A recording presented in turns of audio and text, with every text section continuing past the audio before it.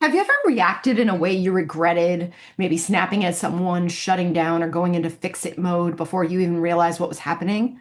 Most of us don't realize just how quickly our brains default to survival mode under stress.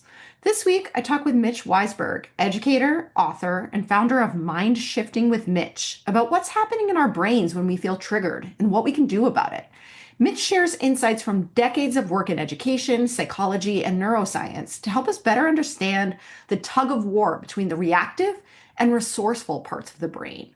We talk about the 5 ways our survival brain tries to protect us, how to spot your internal saboteurs in real time, and why self awareness is the first and most powerful step to change. Mitch also offers practical strategies that can help us shift out of reactivity and lead with more intention, especially in high stress environments.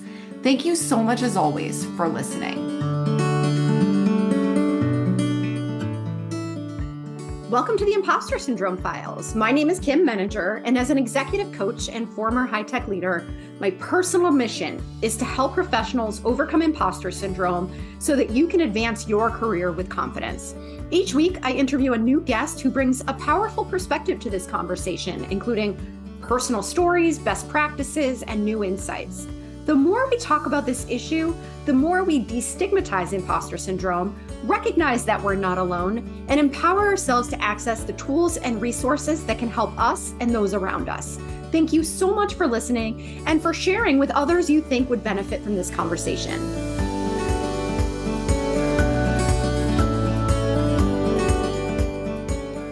Welcome, Mitch. It's so wonderful to have you here today. I'd love to start by inviting you to tell us a little bit about yourself. Well, Kim, first of all, thank you so much for having me. I've listened to a few episodes of your podcast, and they're always interesting. You ask interesting questions, and with the exception of me, you've always had very interesting guests. So I have had a varied career. I started off after college working for my dad. He had a time sharing service, and then gravitated towards running my own business. We trained, corporate managers how to use computers starting with the Apple II Plus, for about 20 years. And then I decided I really wanted to go into education, because I felt that with the introduction of technology, that education really had an opportunity to be an equalizer for all kids. That no matter where they were from, no matter what their backgrounds, using technology, education could give them the opportunity to live a happy, successful life as members of society. So I was actually advising education publishers on how to use technology and how to scale into schools, how schools actually use software for learning. And after doing that about 15 years, I'm like, something? Yeah, technology is in schools much more than it was in 2001, 2002. But are kids better able when they turn 18 to be adults? Are they ready for life? Can they make decisions? It's like we really haven't used education to equalize the situation. So I was, trying to figure out, well, what is it that kids should know? And came to the conclusion that really we should teach kids how to use their brains, because we teach this knowledge and we test the knowledge and stuff, but we're not teaching kids to understand, gee, I'm in an emotional state. I'm probably going to snap at somebody right now. Maybe I should calm down. Or I know I can't do this, but that doesn't mean I can't. Or I know exactly why this person is wrong, so I just have to tell them, and that never works. So I put together materials that had really 3 different streams. The first stream was how to recognize when your own brain is holding you back and what to do about it. And then the second stream was how do you approach situations when we all know that the first thing that you do probably isn't going to work. And so what do you do then? And how do you approach it from the very beginning if you really did know that the first thing you were going to do probably wasn't going to work? And then the third strand was how do you work with other people in a way that all parties can move forward most of the time? And so originally I developed one class. I first taught it to university students as a 2-day workshop. But I've been teaching it much more to educators over the past 5 years because my goal is, now that I've done all this research and I pulled stuff from, neuroscience and psychology and economics and military strategy and all these different areas, how do we get a critical mass of people to know how to do these things so that not only could they lead better and happier lives, but we could start solving all these issues that we face that we're just battling over, and they're just getting worse and worse. So I've kind of arbitrarily picked the number 5 million, but my life mission at this point is how do we get 5 million people to be resourceful, to be able to tap into the best parts of the brain, resilient, to be able to prepare for failure or not success and to use the information that comes back in order to continue to move forward, and collaborative. So despite the fact that people are going to disagree with us or don't like us or get in our way, to be able to work together to meet the problems that we face. So how do we get a critical mass of, say, 5 billion people to do that? That's what I'm trying to do. Wow, I love that you're doing that. And I I wish there were more of you. I wish there were more. Well, I don't wish there were more of me. I'm already too heavy. But I wish, I can't do this alone. Hmm. So, so it's just like the more people who know these tools, who can teach other people, or coach other people. Like, I'm sure probably 80% of what I'm talking about are things that you coach your individual clients on anyhow. It's like, how do you recover? How do you know that you can do something?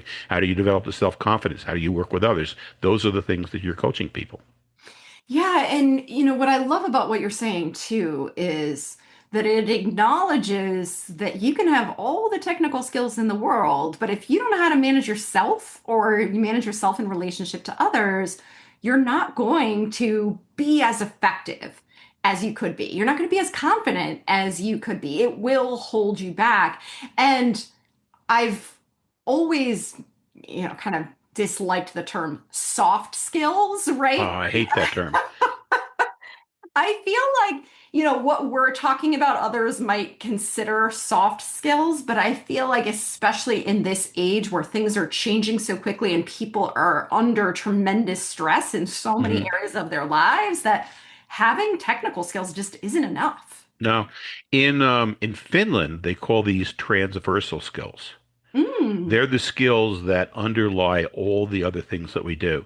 I've also heard people talking about them as foundational skills because they're the foundation that all the other skills that we have build upon. I like that. Those are those are much So, better terms. And so today, are you primarily, you said working with educators, are you primarily targeting college students before college? Like where are the people that you're trying to connect with? so when I started, the first group of people that I taught were college kids. Hmm. Okay, but um, what I figured is that I could leverage my own time if I taught teachers. So I teach professional development courses over Zoom. There's 3 different courses, one based on resourcefulness, one based on resilience, one based on conflict and collaboration. So I teach them over Zoom, either 6 sessions or 8 sessions, 2-hour sessions in New York State and in the state of Washington. Um, the courses are listed on the state portals for the teachers, so teachers can go to PD Enroller if they're in Washington, or they can go on whatever it is that begins with an F in New York State. And I'd like to offer it in other states as well. I'm not in Massachusetts yet, which is where you are, but teachers sign up for these basically for free, and they take they take the courses. So that's the teaching part of it. Hmm. Then, um, people have been pushing me to write books. And so I wrote the first book, which is Stop Your Brain from Sabotaging Your Happiness and Success. So I wrote that book. That book came out last December. And I fought against writing a book because I don't know that you can learn this just by reading a book. And I still don't think, I still know, like, just reading the book once is you're not going to pick most of the, you may become aware of some of these techniques. But I've heard from people who've read the book like 3 or 4 times. And this one woman was saying, she gets she has such high anxiety that she gets hospitalized for weeks at a time.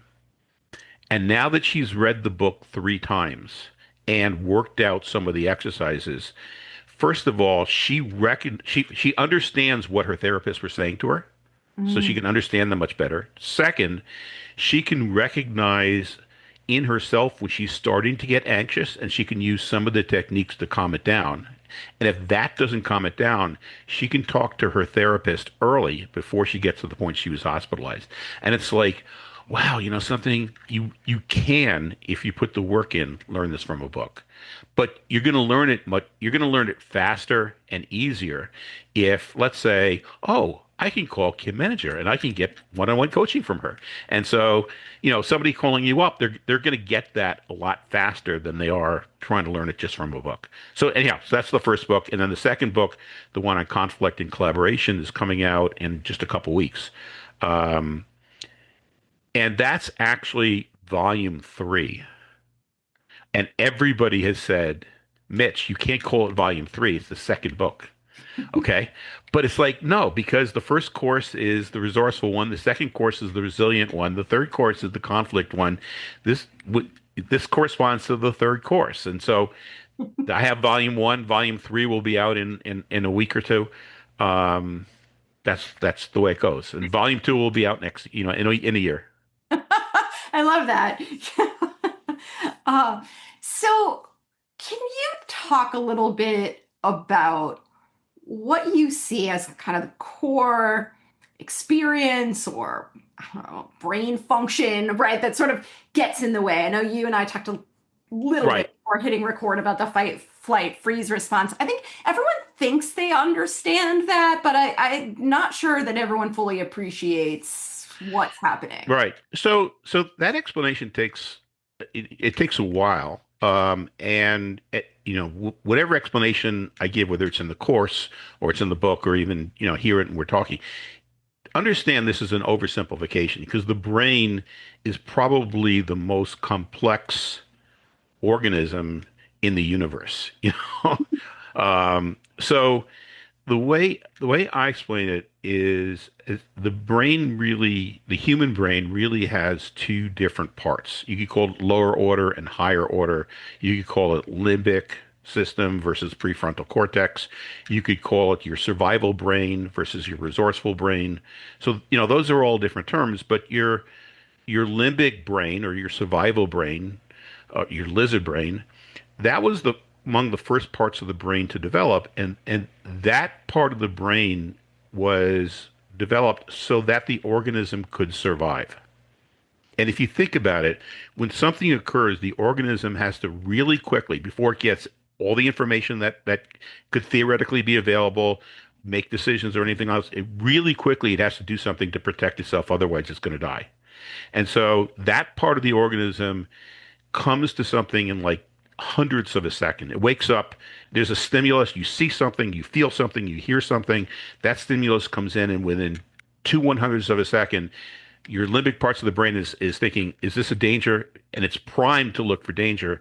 If it is, what can I do? And it locks into what you do. Once it That process is going to take less than a second. Now, your higher order parts of the brain, say your prefrontal cortex, which is the part of the brain that does critical thinking, creative thinking, empathy, executive function, all the things that we want to think of, hey, I'm human, so therefore I think, therefore I am, right? Um, so that part of the brain wakes up in 2 to 3 seconds after a stimulus. So if your limbic or survival parts of your brain have come up with something that you need to do, And then your prefrontal cortex wakes up and says, "Hey, what's going on here? The limbic parts of the brain, I've already got this. We've already decided what to do. Just give me a rationalization on why this is correct." And that's the main thing that your resourceful parts of the brain do under most circumstances. If you try to fight it, like you grit or persistence, that limbic part of the brain fights back and says, "No, no, no. I told you what to do. Just say why we have to do this." And so by default, that's the way our brains work. Now, the that limbic part of the brain locks into one of five different types of actions that it can do quickly. So, you mentioned it before that, you fight, you flee, you freeze, and those are the three that most people know about. You do something that you already know how to do because you've done it before. Your habits, the things that you're fluent in, because you don't have to think about them. Okay. If you're thirsty, you reach for your glass of water and you drink it. You're not, I can talk to you and I can reach for my glass of water and continue talking to you without having to think. So your habits, and the fifth type of action that the limbic parts of the brain in humans do is basically mimicking or copying the things that other people in our group are doing. It could do any one of those five things without having to think so hard, and within a second, it's come up with one of them. And then when we challenge it with our, resourceful parts of the brain, it comes back and it fights with fight or flees, and it frees, and it just locks into that. So if we're thinking, we can't do something, and our resourceful part of the brain comes back and says, "Yes, we can." It's like, I just said you can't do it. Don't even. And so it takes a lot of energy to overcome it, and you probably can overcome it sometimes in the very short term, but you're going to exhaust yourself. Okay. You're going to burn out trying to fight it that way. You're thinking, "Oh, this is going to blow up." I say, "Well, no, I can think of some." "No, no, no, no. This is going to blow up. Like, you better not do anything." And so the way those two sometimes work together is, they kind of create these, what different people call saboteurs, or these part X, which is protecting us by making us miserable. So whatever you do, it's going to come up with a reason why you're not good enough, or you're not able to do that, and eventually you're going to accept it. So then the question is, well, how do you combat that? And I'll just pause here to give you a chance, because I've been rambling on. No, no, that's great. And I really appreciate the way that you're framing it because I don't think that we typically understand it at that level. I don't honestly remember when I was first taught about the fight, flight, or freeze response, but I think we tend to associate it with, you know, facing a physical predator, right? But the reality is that this response is coming up in lots of different ways throughout our Yep. days because we are so easily triggered by things that we don't even recognize as triggers. Right. Our limbic system, our amygdala, okay, um, it can't distinguish between something that's going to make us a little bit uncomfortable and something that's going to kill us. Mm. Whatever it is, it's basically binary. It's either good or it's bad. It's painful or it's not painful. It's horrible or it's great. It's just binary. And if it's bad, we fight, flight, freeze, do something from habit, or just copy what everybody else is doing. Hmm. How, I mean, obviously, this is, like you said, an oversimplification, but is there a first step or, sort of a 101 for thinking about Right. how to combat that? No, basically, once that happens, you're screwed. Like, for the rest of your life, you're never going to be happy, right?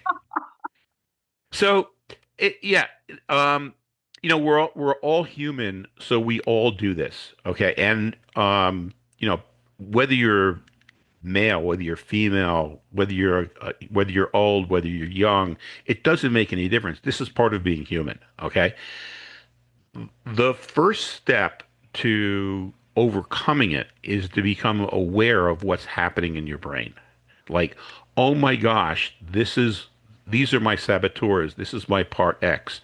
Now, when you understand what's going on in the brain and you label it as, oh, this is my part X, or this is my saboteur, or this is my pleaser trying to, raising its head, just that awareness takes you out of just feeling it to thinking about it. And once you're thinking about it, that may be enough to take you out of it. It's like, oh my gosh, I'm in limbic again. Okay, I got it. I don't have to be that way. Let me be more resourceful, or let me think of some other ways that I can handle this. Sometimes that's enough. Sometimes it takes some distraction, like there goes my phone. Sometimes it takes some distraction, like a phone call. Uh, but meditation, mindfulness, taking a walk. For some people, exercise, listening to music, talking to a friend. Anything that can take your mind off of whatever it is that you're feeling anxious about, or afraid of, or feel that you have to do, allows your brain to kind of flush out those, cortisol and adrenaline, those fear hormones. And once they're flushed out, you can then maybe tap into your resourceful parts of the brain. So a second method is meditation, or mindfulness, or more generically, distraction. And then the third method is positive self-talk. Now, positive self-talk isn't, you idiot, you just screwed up again. Like that's that's not an example. Positive self-talk is talk that opens up your brain. Like a limbic reaction to something is, I know exactly what to do here. Well, opening up your brain would be, well, gee, I wonder if there are a couple other ways of doing this, so you can consider some alternatives. Or a limbic would be like, oh, I've got to do this, and I can't do this. Positive self-talk might be, gee, perhaps I can. And then, you say to yourself, perhaps I can, with curiosity. Your brain almost can't help but start coming up with ways that you could. Maybe not at this moment. Maybe you have to look something up. Maybe you have to learn something. Maybe you have to practice something. Maybe you have to let something rest. Maybe you can do it, just not the way you were thinking of it. But that a positive self-talk is talk that allows you to open up your brain. So those are really the three things that you can do for yourself. First, being self-aware. Second, being distraction. Third, being positive self-talk that opens up your brain. And then the fourth way is to find somebody that you trust to help you through that.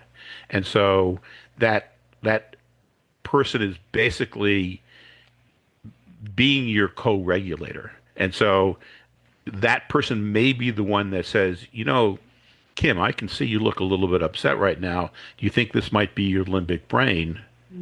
And you want to just take a walk with me, okay? Or it could be the person that says, I see what you're going through. Just step back for a second. If this really worked out, what would you really want to happen? And just by having a person who you trust, you do this with your clients, okay? That a person you trust talking you through some of these steps where you couldn't do it on your own, gives you the strength to then start doing this on your own and also overcome whatever those obstacles. So to me, those are the four most likely ways of quickly overcoming, all the impediments that our brain throws in our way. Yes, yeah. And it just strikes me how important the first one is to be able to get to the next three, right? And so Right, right. if you don't know what's happening, if you're not tuning in, then you're just going to be on autopilot and it's going to Yep. end up showing up in ways that don't serve you in the long run, right? And we see that in others really well, okay? And we see that especially in others that we disagree with. Whatever your political views are, when you look at the other side, it's like, how could they possibly be thinking that? Well, the reason that they're thinking that is because they're in their limbic brain, and they're not able to access their prefrontal cortex. But the fact of the matter is, you're probably doing it too, and you have to be, you have to have the self-awareness to say, something, I'm maybe some of the things that I'm thinking are in my limbic brain also. What else, what am I missing in this situation? That's really important too. I think we're very quick to judge others without looking in the mirror, right? Right. Is there a way, like a practice or something that you think about for strengthening that awareness? Because it happens really fast. And I think so much of our brain is cluttered with noise. And like you said, the phone's going off, and we've got pop ups of reminders of things everywhere. And so our brains obviously can't handle all of Mhm. that at once. Like, are there simple things people can do to try to slow down long enough to catch this stuff? Well, what I've noticed with myself is that I meditate every morning for 10 to 20 minutes. And that gives me just enough of an edge so that when things are happening, I can catch myself a lot quicker before most of the time, before they go out of control, before they blow up. Uh, and then, I may have to do something for 2 minutes anyhow, or a minute, or 5 minutes. But the process of, for me, it's meditation, 10 to 20 minutes. Some people, it's working out to just feel yourself so that you're much better able to do it during the day. And I would say, if you're saying to yourself, that sounds nice, but I have too much to do it, that's a sign that you're in your limbic brain right now. Mm. Okay? Because that's exactly what I would expect your limbic brain, your saboteurs to tell you, because they don't want to give up their power. They're right now controlling your life. And so they don't want you to do that, 10 or 15 minutes of meditation and then to think, well, what do I really want to accomplish in this situation? What is did I really should I have responded in this way, or are there other ways that I could respond better? And how do I make up for the fact that this wasn't my best response? They don't want you to do that. Yes, that makes perfect sense. It's really hard because it takes a certain level of emotional maturity beyond just recognizing what you're doing to then take it to the next level and actually maybe apologize to somebody or have a different conversation going forward. And I think sometimes, like you said, we get really stubbornly attached to wanting to be right. And this is Well, and I'm going to just stop you a second, because when you say we get stubbornly attached, and I'm going to say it's not we, it's a part of our brains, it's our saboteurs. And if we can disassociate ourselves from that, if we say we're stubbornly attached, that's like bring fixed. it on myself. If Yeah. I can say, my saboteurs are stubbornly attached to this, but I don't have to listen to them, I can separate myself. So I think that's a big part of it, is the way we label things. We very often think this is what has to be, this is the truth, this is who I am. No, it's not what has to be. It's the story that we're telling ourselves right now. It's not what has to be. It's the script that we're following. It's not me. It's just a piece of me that exists. It's trying to help me. Okay, and it's a warning symbol. So I should pay attention to the extent that it's warning me that there may be some danger, or there may be some risk here. But that's its job. Its job isn't to control me. Yes, good point. I think that's a very good point. We sometimes fall into those fixed mindset. Yep. Yep. Yeah, yeah. Carol Dweck's one of my heroes. Oh, Yeah. absolutely. I'm Yeah. so, when you talk about reaching students, I think it's so important to get to them before you kind of they Wouldn't get. that be great? Right? I know. I was really grateful to see my kids are 10 and 15 that they do have a lot of conversations about growth mindset. So Hmm. that's great to see that work in there. But I don't think they go as far as you and I are going right now in terms of Right. talking about managing the limbic system, and that would be amazing to bring that to a younger audience. No, it's so rewarding to be working with teachers, and for the teachers to come in and say, I had this kid in my classroom and they trigger me all the time. And I just remembered what you said, say in the conflict and collaboration book, with the one that's coming out on December 1st. Um, I remember what you said about conflict and collaboration, that rather than try to control them, the first thing that I should try to do is connect with them. And so I went up to the student and with no ulterior motive, just to have a conversation to find out what they were interested in. And within 5 minutes, we were talking about what they could do differently because I wasn't going in trying to change them, and they sensed that. That's really powerful. Wow. Yeah. Oh, well, I'm gonna come back to where I started and just say I wish there were more people doing the Well, work thank you. you're doing. And I'm sure that people listening would love more of your work as well. And where can people find you if they want to stay connected to you? Well, one thing is my website is mindshiftingwithmitch.com. Okay, so that website lists the courses, it lists the books. Yeah, I'm on, you know, podcasts also. In addition to that, on Mondays at 4 o'clock Eastern, I do a half an hour live. So that's on LinkedIn and that's on Substack. And so if people find, my name is Mitch Weisburgh. People find me on LinkedIn or on Substack. They can tune in at 4 o'clock Eastern on Mondays, and they could get me there as well. Excellent. I'll make sure that all of those links are in the show notes as well. And thank you so much for being here, Mitch, and thank you for the work you're doing. No, Kim, thank you, and thank you for doing this podcast, because I know this is not what's making you a multimillionaire, right? This isn't, just as what I'm doing because I think it makes a difference in the world. This podcast is how you're making a difference, in one of the ways that you're making a difference in the world. Thank you. I really appreciate that.